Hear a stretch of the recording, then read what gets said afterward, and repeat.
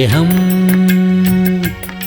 ദിവ്യസ്നേഹം, സ്നേഹം,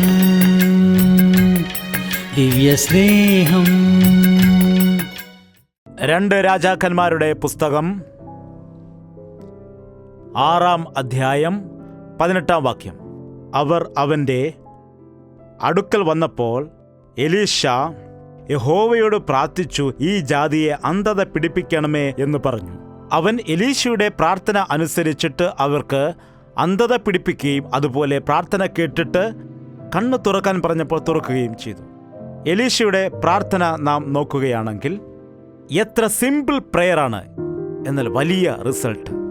നാം ആണെങ്കിൽ വലിയ പ്രാർത്ഥനകൾ നടത്തും, ചെറിയ മറുപടി പോലും കിട്ടില്ല. കാരണം എന്താണെന്ന് വെച്ചാൽ നമ്മുടെ പ്രാർത്ഥനയ്ക്ക് ക്വാളിറ്റി ഇല്ല. സംശയം ഇല്ലാതെ, സന്ദേഹം ഇല്ലാതെ, ശുദ്ധ ഹൃദയത്തോടെ, വിശ്വാസത്തോടെ നാം പ്രാർത്ഥന ചെയ്താൽ ഓരോ ചെറിയ പ്രാർത്ഥനയ്ക്കും ദൈവം മറുപടി നൽകും. ഒരു ദൈവദാസൻ ഇപ്രകാരം പറഞ്ഞു, എൻ്റെ ചിന്തകൾ എല്ലാം തന്നെ പ്രാർത്ഥനയാണ്. എന്താണ്? ചിന്തകൾ എല്ലാം തന്നെ ദൈവം കേൾക്കുന്നുണ്ട്, പ്രാർത്ഥനകളാണ്. ഞാൻ എന്തു തന്നെ സംസാരിച്ചാലും ആ സംസാരത്തിൻ്റെ സാരാംശം പ്രാർത്ഥനയോട് കൂടിയതായ വിഷയം ആണ്. അതാണ് ഒരു ക്രിസ്ത്യാനി എപ്പോഴും പരിശീലിക്കേണ്ടത്. ഇടവിടാതെ പ്രാർത്ഥിക്കുക. എന്നാൽ അതിൻ്റെ അർത്ഥം എന്താണ്? ഇടവിടാതെ എന്ന് പറഞ്ഞാൽ കണ്ടിന്യൂസ് ആയിട്ട് പ്രാർത്ഥിക്കുവാൻ സാധിക്കുന്നുണ്ടോ? ദൈവത്തോടുള്ള കൂട്ടായ്മയിൽ ആയിരിക്കുമ്പോൾ നിങ്ങൾ നോക്കൂ, ഇലക്ട്രിസിറ്റി ആ വയേഴ്സിലൂടെ കറണ്ട് സപ്ലൈ ചെയ്യുന്നുണ്ടോ? വരുന്നുണ്ടോ? അങ്ങനെ ഉണ്ടെങ്കിൽ ലൈറ്റ് കത്തുമോ? ലൈറ്റ് കത്തണമെങ്കിൽ എന്ത് ചെയ്യണം? ഒരു അരമണിക്കൂർ അതിനായി വയറിംഗ് ചെയ്യണമോ? അല്ലെങ്കിൽ ജനറേറ്റർ കറക്കണമോ? ആ സ്വിച്ച് ഓൺ ചെയ്യാൻ എത്ര സമയമെടുക്കും? അത് ഓൺ ചെയ്താൽ അപ്പോൾ തന്നെ ലൈറ്റ് വരും. എന്തുകൊണ്ടാണ്? Already the current electricity is flowing. So wherever you connect anything and operate any object, you will see the fruit of it. എവിടെ നിങ്ങൾ കണക്ട് ചെയ്താലും, ഫാൻ വെച്ചാലും, സൗണ്ട് വെച്ചാലും, ലൈറ്റ് വെച്ചാലും ഓൾറെഡി അവിടെ സപ്ലൈ ഉള്ളതുകൊണ്ട് ടച്ച് ചെയ്താൽ ഉടൻ തന്നെ അതിന്റെ റിസൾട്ട് കാണാം. നീ പ്രാർത്ഥനയിൽ ദൈവത്തോട് കൂട്ടായ്മ ഉള്ളവനാണ് എങ്കിൽ ഏത് സമയത്ത് പ്രാർത്ഥിച്ചാലും, റോഡിൽ വെച്ച് പ്രാർത്ഥിച്ചാലും കർത്താവേ എന്ന് വിളിക്കുമ്പോൾ അപ്പോൾ തന്നെ നീ കണക്ട് ആകുന്നത് കൊണ്ട് നിനക്ക് പ്രാർത്ഥനയ്ക്ക് മറുപടി കാണുവാനിടയാകും. അതാണ് ക്രിസ്ത്യാനിയുടെ ജീവിതത്തിൽ കാണപ്പെടേണ്ടത്. ഇടവിടാതെ പ്രാർത്ഥിക്കുക, ദൈവത്തോടുള്ള കൂട്ടായ്മ ആചരിക്കാൻ പഠിക്കുക. ഞാനും എൻ്റെ ദൈവവും ഒരുമിച്ചായിരിക്കുന്നു.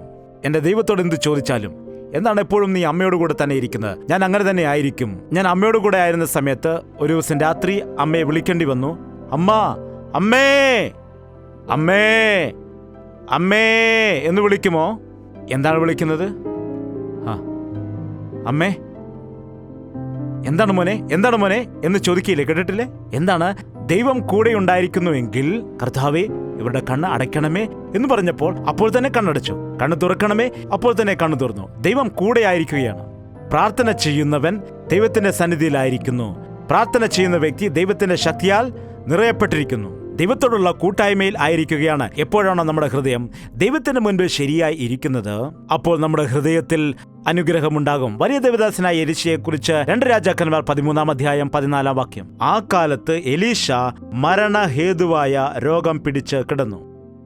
അപ്പോൾ ഇസ്രായേൽ രാജാവായ യോവാശ് അവന്റെ അടുക്കൽ ചെന്നു, അവന്റെ മുഖത്തിന്മീതെ കുനിഞ്ഞു കരഞ്ഞു, എന്റെ പിതാവേ, എന്റെ പിതാവേ, ഇസ്രായേലിന്റെ തേരും തേരാളിയുമായുള്ളോവേ എന്ന് പറഞ്ഞു. ഇത്ര വലിയ ഒരു ദൈവദാസന് മരണകരമായ ഒരു വ്യാധി വന്നിരിക്കുന്നു. തെറ്റായ രീതിയിൽ പഠിപ്പിക്കാറുണ്ട്. ദൈവത്തിന്റെ ദാസന്മാർക്ക് രോഗങ്ങൾ വരില്ലേ? ദൈവത്തിന്റെ ദാസന്മാർ ഹോസ്പിറ്റലിൽ അഡ്മിറ്റ് ആകാൻ പാടില്ലേ? മരുന്ന് കഴിക്കാൻ പാടില്ലേ എന്ന് ബൈബിളിൽ എവിടെയും ഇല്ല. മനുഷ്യന് വേണ്ടി പ്രാർത്ഥിക്കുന്നതായ മനുഷ്യനുണ്ടാകുന്ന രോഗങ്ങൾ വരില്ല എങ്കിൽ മറ്റുള്ളവർക്ക് വേണ്ടി പൂർണ്ണ മനസ്സോടെ എങ്ങനെ പ്രാർത്ഥിക്കുവാൻ കഴിയും? ഞാൻ പറയുന്നത് നിങ്ങൾ കേൾക്കുന്നുണ്ടോ? മനുഷ്യന് വേണ്ടി പ്രാർത്ഥിക്കുന്നതായ ഈ വ്യക്തിക്ക് മനുഷ്യനുണ്ടാകുന്നതായ രോഗങ്ങൾ വരുന്നില്ല എങ്കിൽ മനുഷ്യർക്ക് വേണ്ടി എങ്ങനെ പൂർണ്ണ മനസ്സോടെ പ്രാർത്ഥിക്കാൻ കഴിയും? ടൈഫോയിഡ് ആണോ? ഓ അതൊന്നും കുഴപ്പമില്ല, അതിനുവേണ്ടി ഇത്ര പ്രാർത്ഥിക്കേണ്ട ആവശ്യമൊന്നുമില്ല. എന്നാൽ ടൈഫോയിഡ് പാസ് വന്നു എന്ന് വിചാരിക്കുക. മകളെ നിനക്ക് ടൈഫോയിഡാണോ? ഞാൻ തീർച്ചയായും പ്രാർത്ഥിക്കാം. വയറ് മുഴുവൻ എരിച്ചിലുണ്ടല്ലേ? അതെ മകളെ, എനിക്കും അങ്ങനെ വന്നതാണ്. അതുകൊണ്ട് നമുക്ക് പ്രാർത്ഥിക്കാം, കർത്താവേ എന്ന് മനസ്സോടെ ചെയ്യും. എന്താണ്? ബാക്ക് പെയിൻ ആണ്. ബാക്ക് പെയിൻ അത്രമാത്രം വിഷമിക്കേണ്ട കാര്യമുണ്ടോ? ഇപ്പോൾ നടുവിന് എന്തെങ്കിലും തൈലം തേച്ചാൽ മതി, പൊക്കോ എന്ന് പറയും. നടുവേദന വന്നിട്ട് സ്പൈനൽ കോഡ് സർജറി ചെയ്ത പാസിന്റെ അടുക്കൽ വന്ന് നടുവേദന എന്ന് പറയുകയാണെങ്കിൽ, അയ്യോ വളരെ വേദനയാണല്ലോ, ഞാനും അനുഭവിച്ചതാണെന്ന് എന്ന് പറഞ്ഞ് മനസ്സോടെ പ്രാർത്ഥിക്കാനിടയാകും. എന്താണ്? ദൈവദാസൻ എന്ന് പറയുന്നത് സൂപ്പർ നാച്ചുറൽ ബീയിങ് അല്ല, മനുഷ്യന്റെ ശരീരമാണ് ദൈവദാസനും ഉള്ളത്. ശരീരത്തിൽ വേദന ഉണ്ടാകാനിടയാകും. എന്നാൽ യേശുക്രിസ്തു ഈ ലോകത്തിൽ വന്ന് ശിക്ഷ അനുഭവിക്കാൻ ഇടയായി. നിന്ദിക്കപ്പെട്ടു, അപമാനിക്കപ്പെട്ടു, മുഖത്ത് തുപ്പൽ ഏറ്റു. മനുഷ്യന്റെ വേദന എന്ന് പറഞ്ഞാൽ എന്താണ്? അവന്റെ മനസ്സ് എന്താണെന്ന് ദൈവത്തിനറിയാം. ഇന്ന് നിന്റെ മുഖത്ത് തുപ്പൽ ഏറ്റാൽ ആ സമയത്ത് നിനക്കുണ്ടാകുന്നതായ വിഷമം എന്താണെന്ന് എൻ്റെ കർത്താവിനറിയാം. ഇടയ്ക്ക് പ്രാർത്ഥിച്ചു, വയറുവേദന പോയി, വീണ്ടും പ്രാർത്ഥിച്ചു, വയറുവേദന പോയി, പ്രശ്നങ്ങൾ അവസാനിച്ചു. എന്നാൽ പൂർണ്ണ ജയം എന്തുകൊണ്ടാണ് ജീവിതത്തിൽ വരാത്തത്? നിന്റെ ജീവിതത്തിൽ പിശാചിനെ എല്ലാ വിഷയത്തിലും എന്തുകൊണ്ടാണ് എതിർക്കുവാൻ കഴിയാതിരിക്കുന്നത്? വിശ്വാസത്തോടുകൂടി ദൈവത്തിന് മുൻപിൽ കാത്തിരിക്കുന്നില്ല, വിശ്വാസത്തിന് വേണ്ടി പ്രാർത്ഥിക്കുന്നില്ല. നമ്മൾ ചെയ്യുന്ന പ്രാർത്ഥനയ്ക്കും നമ്മുടെ പ്രവൃത്തികൾക്കും തമ്മിൽ ബന്ധമുണ്ട്. കൈ ഉയർത്തി പ്രാർത്ഥിക്കുന്നത്, മുഴങ്കാൽ മടക്കി പ്രാർത്ഥിക്കുന്നത്, കൈകൾ കോർത്തു പിടിച്ചുകൊണ്ട് പ്രാർത്ഥിക്കുന്നത്, ജയമെന്ന് പറഞ്ഞപ്പോൾ ജയത്തോടെ ആ എക്സ്പ്രഷനോടുകൂടി കൈ ഉയർത്തി സന്തോഷത്തോടുകൂടി പ്രാർത്ഥിക്കുന്നത്, കർത്താവിൽ വിശ്വാസം അർപ്പിക്കുന്ന എത്ര അത്യാവശ്യമാണ്. എല്ലാവരും ബൈബിൾ എടുക്കുക, എല്ലാവരും ഈ വചനം വായിക്കേണ്ടതാണ്. എല്ലാവരും ബൈബിൾ എടുത്തുകൊണ്ട് വായിക്കുക. റോമർക്ക് എഴുതിയ ലേഖനം 16-ാം അധ്യായം 20-ാം വാക്യം. റോമർക്ക് എഴുതിയ ലേഖനം 16-ാം അധ്യായം 20-ാം വാക്യം. എല്ലാവരും ഒരുമിച്ച് 1, 2, 3 എന്ന് പറയുമ്പോൾ ഒരുമിച്ച് ഈ വചനം വായിക്കേണ്ടതാണ്. റോമർക്ക് എഴുതിയ ലേഖനം 16-ാം അധ്യായം 20-ാം വാക്യം. 1, 2, 3. സമാധാനത്തിന്റെ ദൈവമോ വേഗത്തിൽ സാത്താനെ നിങ്ങളുടെ കാൽ കീഴെ ചതച്ചു കളയും. പിശാച് നിങ്ങളുടെ കാലിന്റെ അടിയിലായിരിക്കുമ്പോൾ ചവിട്ടി അരയ്ക്കുക. അവനെ ചവിട്ടി ചവിട്ടി ചവിട്ടി ചവിട്ടി ചവിട്ടി നിങ്ങൾ അരയ്ക്കുക. അവനെ ചതയ്ക്കുക. നിന്നെ വേദനിപ്പിച്ച, നിന്റെ സമാധാനം കളഞ്ഞ, നിന്റെ ജീവിതത്തിൽ കുടുംബ സമാധാനം നഷ്ടപ്പെടുത്തിയതായ, നിന്റെ കുടുംബത്തിലെ സന്തോഷം കെടുത്തിയതായ, നിനക്ക് രോഗം കൊണ്ടുവന്നതായ, നിന്നെ നിരാശയിൽ അകപ്പെടുത്തി കളഞ്ഞതായ ആ പിശാചിനെ നിന്റെ കാലിന്റെ അടിയിൽ കിട്ടിയാൽ എന്താണ് ചെയ്യേണ്ടത്? വീണ്ടും ഒരിക്കൽ കൂടി വായിക്കുക. സമാധാനത്തിന്റെ ദൈവമോ വേഗത്തിൽ സാത്താനെ നിങ്ങളുടെ കാൽ കീഴെ ചതച്ച് ചതച്ച് ചതച്ച് ചതച്ച് ചതച്ച് ചതച്ച് ചതച്ച് ചതച്ച് തീർക്കും. നിന്റെ ജീവിതത്തിൽ ഇനി മേലാ പിശാച് വന്നെ നിന്നെ തകർക്കാൻ ഇടയാകരുത്. എന്റെ ജീവിതത്തിൽ നീ തടസ്സം കൊണ്ടുവരികയാണോ? എന്റെ ജീവിതത്തിൽ നീ തടസ്സം കൊണ്ടുവരികയാണോ? എന്റെ ജീവിതത്തിൽ നീ സമാധാനം നഷ്ടപ്പെടുത്തുകയാണോ? കുടുംബത്തിൽ പ്രശ്നം കൊണ്ടുവരികയാണോ? എന്നെ നന്നായി ജീവിക്കാൻ അനുവദിക്കത്തില്ലേ? അവനെ ചവിട്ട് ചവിട്ട് ചവിട്ടി അരയ്ക്കൂ. പിശാചിനോട് എതിർത്ത് നിൽക്കുക. അവൻ അപ്പോൾ നിങ്ങളെ വിട്ട് ഓടിപ്പോകും.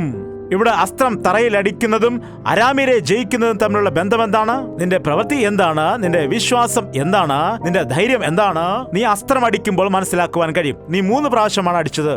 അടിക്കുക. അവനെ അടിച്ച് ചിതറിക്കുക. അടിച്ചു ചതയ്ക്കുന്നവർ, കൈകിട്ടടിക്കുന്നവർ നിങ്ങൾ കണ്ടിട്ടില്ലേ? ചക ചക ചക ചക ചാന്നടിക്കും. പാതി ചത്താൽ അവൻ വീണ്ടും വരുവാൻ ഇടയാകും. ഈ ദിവസം മുതൽ ക്രിസ്ത്യാനികളായ എല്ലാവരും യഹോവ നിസ്സി, അവനാണ് നമ്മുടെ കൊടി. പ്രാർത്ഥന. എപ്പോഴും എന്നെ പരീക്ഷിക്കുന്ന, എപ്പോഴും എന്നെ ഞെരുക്കിക്കൊണ്ടിരിക്കുന്ന, എപ്പോഴും എന്നെ പാപത്തിലേക്ക് വലിച്ചു കൊണ്ടുപോകുന്ന പിശാചിന്റെ ശക്തിയിൽ നിന്ന് ഞങ്ങളെ വിടുവിക്കണമേ. വ്യാജം പറയുന്ന ആത്മാവിൽ നിന്ന് ഞങ്ങളെ വിടുവിക്കണമേ. പിശാചിന് അടിമയായി പോയിട്ടുണ്ട്. അവനോട് എതിർത്ത് നിൽക്കുവാനുള്ള ശക്തി എനിക്ക് നൽകണമേ. എന്റെ പക്ഷത്തുള്ള ദൈവം എത്ര വലിയ ദൈവമാണെന്ന്, എനിക്ക് വേണ്ടി ക്രൂശിൽ നേടിയെടുത്തതായ വിജയം എത്ര വലിയ വിജയമാണെന്ന് ഞാൻ കാണുന്നതിന് വേണ്ടി എന്റെ ഹൃദയദൃഷ്ടിയെ പ്രകാശിപ്പിക്കണമേ. അവസ്ഥകളെ കണ്ടിട്ട് ഭയപ്പെട്ടു പോകുന്നു. ഡോക്ടറുടെ മെഡിക്കൽ റിപ്പോർട്ട് കണ്ട് ഭയപ്പെട്ടു പോകുന്നു. മനുഷ്യരെ കണ്ട് ഭയപ്പെടുകയാണ്. അധികാരികളെ കണ്ട് ഭയപ്പെടുകയാണ്. എല്ലാ കാര്യത്തിലും ഭീരുത്വത്തോടെ ആയിരിക്കുകയാണ്. എൻ്റെ ഭാവിയെക്കുറിച്ചോർത്ത് ഭയപ്പെടുകയാണ്. എൻ്റെ കുഞ്ഞുങ്ങളുടെ ഭാവിയോർത്ത് ഞാൻ ഭയപ്പെടുകയാണ്. കർത്താവേ, എന്നോട് കരുണ കാട്ടണമേ. ഭയത്താലുള്ള രോഗത്തിൽ നിന്ന് എന്നെ വിടുവിക്കണമേ. മനുഷ്യരോടുള്ള ഭയത്തിന്റെ അടിമകളായി പോകുന്നവരെ നീ വിടുവിക്കണമേ. പാപത്തെ ഭയപ്പെട്ട അടിമകളായിരിക്കുന്നവരെ നീ വിടുവിക്കണമേ. ശത്രുവിനെ തകർക്കുവാനുള്ള ധൈര്യം കൊടുക്കണമേ. കത്തികൊണ്ടും വാളുകൊണ്ടുമല്ല, യേശുവിന്റെ നാമമാണ് ഞങ്ങളുടെ ജയക്കൊടി. നീ നിന്ദിച്ചിരിക്കുന്ന യഹോവയുടെ നാമത്തിൽ ഞാൻ വരുന്നു എന്ന് പറയുന്നത് പോലെ കത്തികൊണ്ടും വാളുകൊണ്ടും ഞങ്ങളുടെ നേരെ വരുന്നവരോട്, കുതിരയോടും രഥത്തോടും കൂടി ശത്രു ഞങ്ങളുടെ നേരെ വരുമ്പോൾ കർത്താവേ, അവരെ നേരിടുവാനുള്ള പ്രാർത്ഥനാ ശക്തി ഞങ്ങൾക്ക് എല്ലാവർക്കും നൽകണമേ. ഞങ്ങളുടെ കുടുംബത്തിൽ ഒരുപാട് പ്രശ്നങ്ങളുണ്ട്.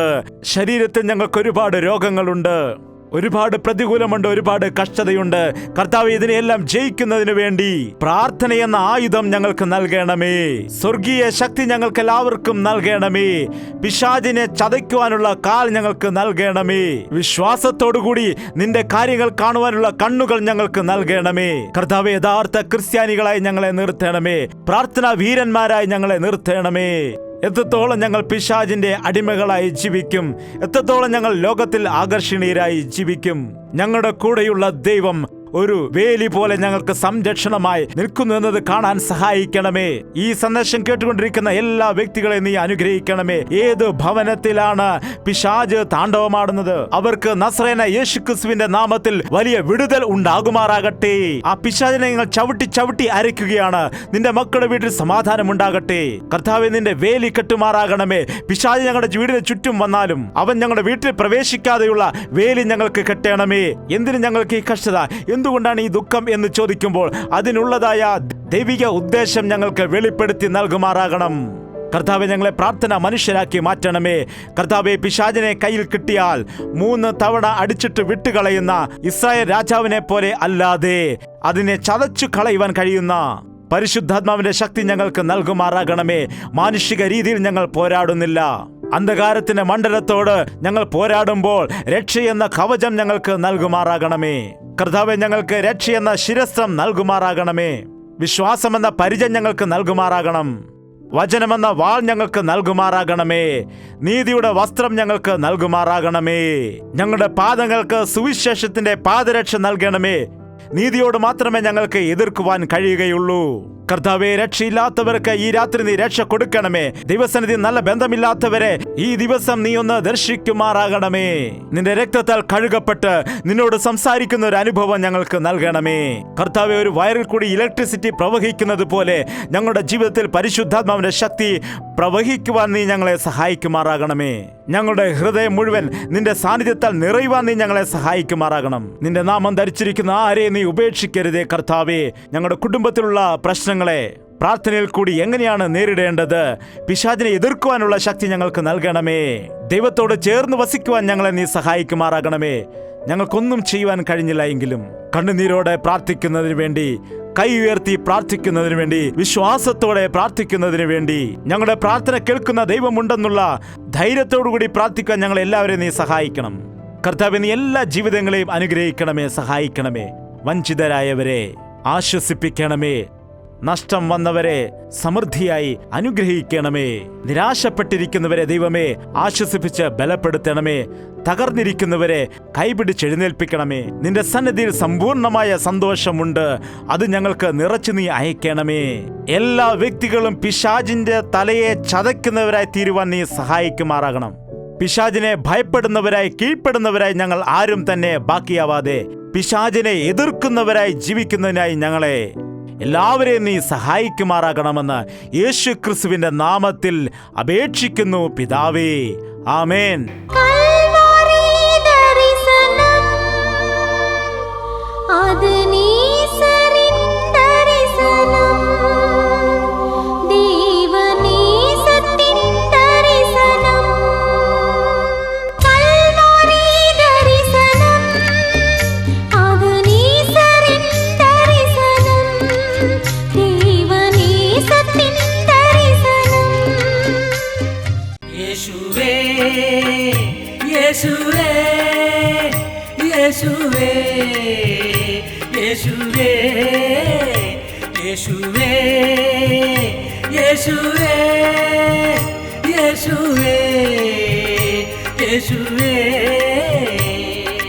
നിന്നെ നിന്നെ എന്നും ഞാൻ സേവിക്കും, നീ മാത്രം രാജാവെന്നും.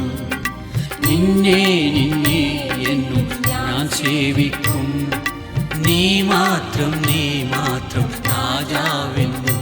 യേശുവേ യേശുവേ യേശുവേ യേശുവേ യേശുവേ യേശുവേ യേശുവേ യേശുവേ യേശുവേ യേശുവേ യേശുവേ യേശുവേ യേശുവേ യേശുവേ